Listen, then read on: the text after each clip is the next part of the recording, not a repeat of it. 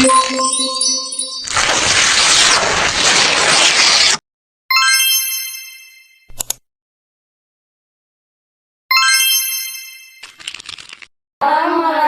warahmatullahi wabarakatuh. Hai. Perkenalkan, nama saya Echel Pelela Kajo. Saya Sintiawati Kadir. Saya Rahmatia Alunugio. Saya Olpidu Yaryanti Daud. Di sini kita akan membahas tentang bagaimana pembelajaran berbicara. Oh iya, menurut kalian apa sih pembelajaran berbicara itu? Menurut saya sendiri, berbicara merupakan aktivitas individu yang dimulai dari minat atau keinginan kita untuk berbicara. Kalau menurut saya, berbicara itu ada adabnya. Nah, adabnya di sini kalau Rasulullah memerintahkan kita untuk berbicara seperlunya saja, jangan berlebihan karena itu tidak baik juga. Kalau dari saya, berbicara itu adalah aktivitas manusia di mana mereka itu ingin menyampaikan apa yang ada dalam pikirannya. Nah, kalau berbicara ada adabnya, berarti berbicara itu ada aturannya dong. Kalau menurut kalian, apa saja aturan dalam berbicara supaya tidak supaya tidak merasa takut dan gugup? Kalau dari diri saya sendiri, jangan menggunjingkan orang lain. Arti dari menggunjingkan yaitu menggosipkan suatu hal yang belum pernah terjadi. Kalau dari saya sendiri sih, berkata yang menenangkan hati, bukan hanya sekedar enak didengar. Contohnya begini, maaf ya saya ambil contoh begini. Kita kan masih berkeluarga, kita masih mempunyai mama, papa, ya kan? Iya. Nah, namun teman kita yang satunya lagi, dia sudah tidak maksudnya dia berkeluarga tapi kedua orang tuanya sudah meninggal begitu. Nah, kita menceritakan keharmonisan keluarga kita kepada teman kita yang satunya lagi, yang menurut kita itu memang enak didengar. Keluarga kita kan harmonis, enak didengar kan, tapi di satu sisi juga anak yatim ini pengen juga seperti itu, tapi bagaimanapun kan orang tuanya kan sudah tiada. Mereka pengen, tapi bagaimanapun orang tuanya kan sudah dipanggil oleh Allah Subhanahu wa Ta'ala, jadi ya sudah tidak bisa. Jadi jagalah perasaan teman kita.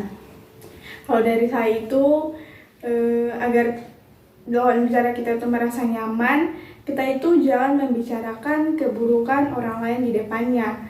Karena bisa saja keburukan orang yang kita ceritakan di depannya itu dari salah satunya itu sudah dirasakannya lawan bicara kita. Jadi otomatis pembicaraan ini tidak akan menjadi efektif lagi. Gitu.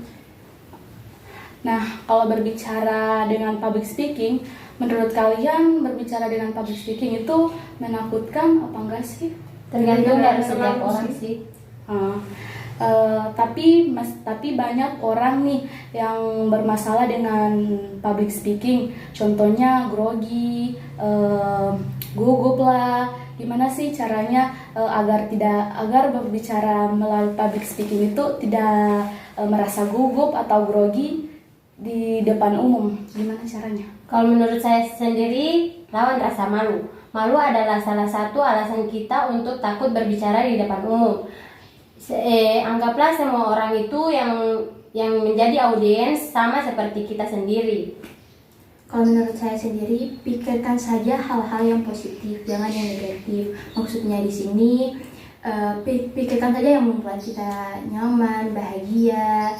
Jangan langsung berpikir hal-hal yang negatif. Nanti saat kita muncul ke depan panggung, ke banyak orang, kalau kita sudah di belakang panggung pun kita sudah berpikir hal-hal yang negatif, saat kita maju ke depan panggung itu pasti itu akan kacau pikiran kita. Karena apa? Karena kita sudah terjadi. Jadi yakinkan diri kita bahwa kita bisa melewatinya semua. Kalau dari saya itu sebagai pembicara itu kita harus mengetahui dulu siapa audiens atau orang yang akan mendengarkan apa yang kita bawakan nanti di panggung. Kan kalau misalnya gini ya, nggak mungkin kita itu berbicara sama anak-anak yang menjadi audiens kita itu seperti kita berbicara di depan profesor-profesor atau guru besar. Nantinya kata-kata yang kita pakai itu tidak akan masuk ke dalam otak mereka dan mereka tidak akan memahami apa yang kita bicarakan.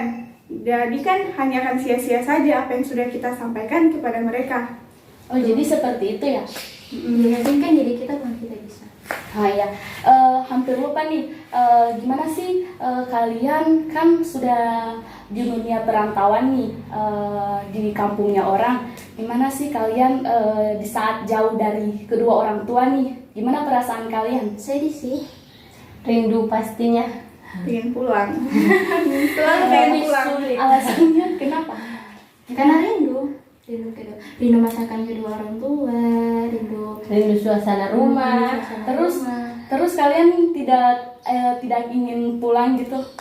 Kalau rasa ingin pulang itu selalu ada gitu, tapi karena kita sebagai mahasiswa Harus dituntut untuk mengerjakan tugas. ada UAS, nggak bisa pulang kalau nilai belum keluar. Kalaupun sudah keluar, kalau nilainya nanti nggak memuaskan, otomatis kan kita kejar dosen lagi tuh untuk memperbaiki nilai, dan itu membuat kita tuh jadi terhalang untuk pulang gitu. Oh, gitu. Tapi kalian pernah pulang kan?